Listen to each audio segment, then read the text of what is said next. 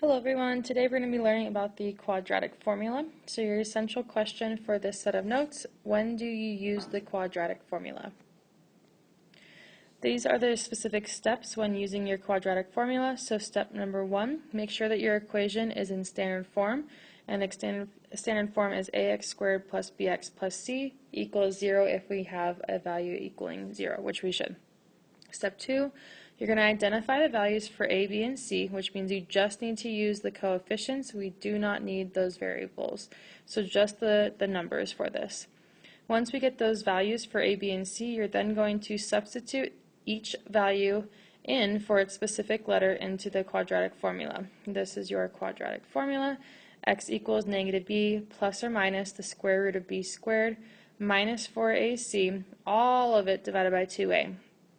Then step 4, we're going to simplify your actual quadratic formula. Remember to use PEMDAS just to make sure that you guys are simplifying correctly.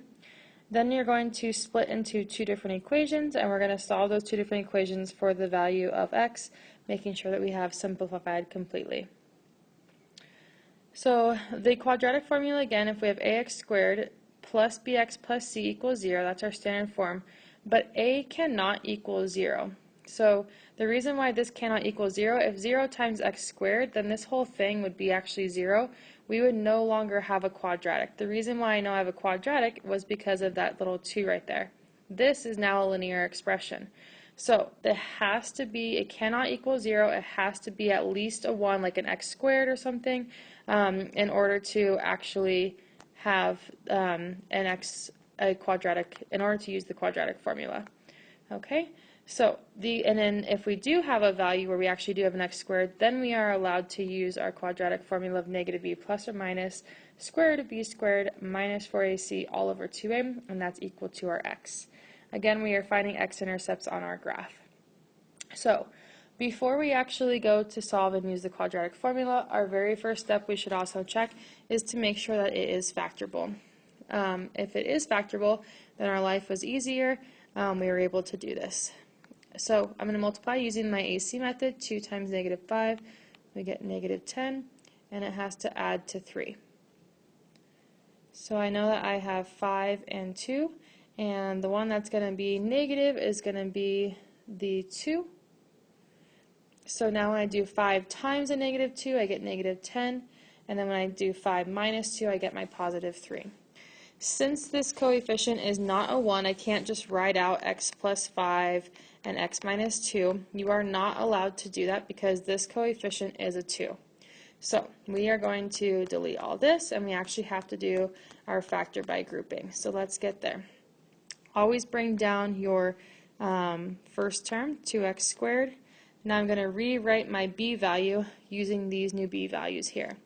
So I have a positive 5x that I had to use and a negative 2x, and then we always bring down our constant, our c term, which is negative 5, equals 0.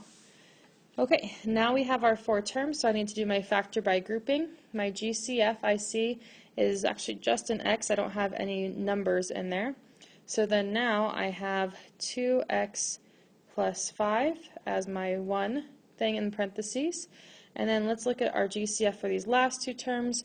I don't have any numbers, but I do. This leading coefficient is a negative, so I am going to factor out a negative 1. Then I have my other value. If I factor out a negative 1, negative 2 divided by negative 1, I get a positive 2. Still have that x, negative 5 divided by negative 1, I get a positive 5. Okay. So, yay, I did my factor by grouping correctly. I did get my 2x plus 5 as the same, so that means I did do my factor by grouping correctly. 2x plus 5 is my one factor, and then these GCFs are my other factor, so x minus 1, and that equals 0. So now we are on the step where we need to, we've actually kind of gotten to the same step. We're going to split into two different equations, and we're solving for x. So we're in step 5 and 6. Even though we didn't use the quadratic formula, that's still the same steps throughout this process. So let me do 2x plus 5 equals 0. Please, please, please show me this step, you guys. X minus 1 equals 0 here. Let's go ahead and solve this one first. So I'm going to subtract 5 from both sides. I get 2x minus 5. I'm going to divide both sides by 2, and here I get x equals negative 5 divided by 2. That's one of my solutions. Now I go to add 1 to both sides over here, and I get x equals 1, leaving me with my second solution. Again, the fundamental theorem algebra, I have a square, that's my highest coefficient, which means I should have two real imaginary solutions here, real or imaginary. So here I have two real solutions.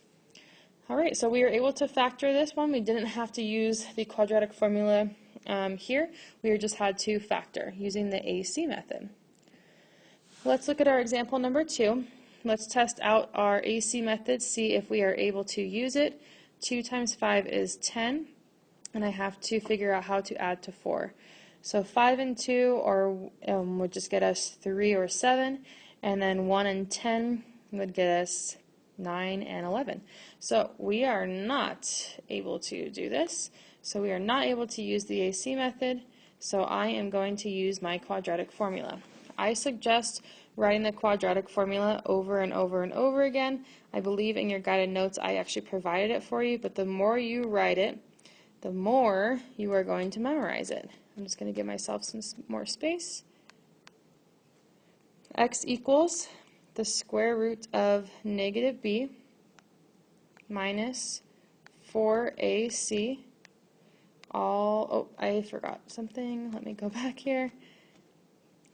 Negative b plus or minus the square root of b squared minus 4ac, this entire thing divided by 2a. Just double checking. Negative b plus or minus b squared minus 4ac, all divided by 2a. Yay, we have it correct now.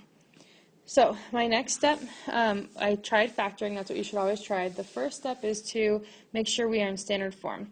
I have my 2x squared, and then it decreases to x, and then no variable at all. So then I'm going to identify my a, b, and c, since we are in standard form. A equals 2, the coefficient of the x squared. B equals 4, coefficient of the x term. And c equals 5, which is just the constant. Okay. Next I'm going to substitute in those values for my quadratic formula.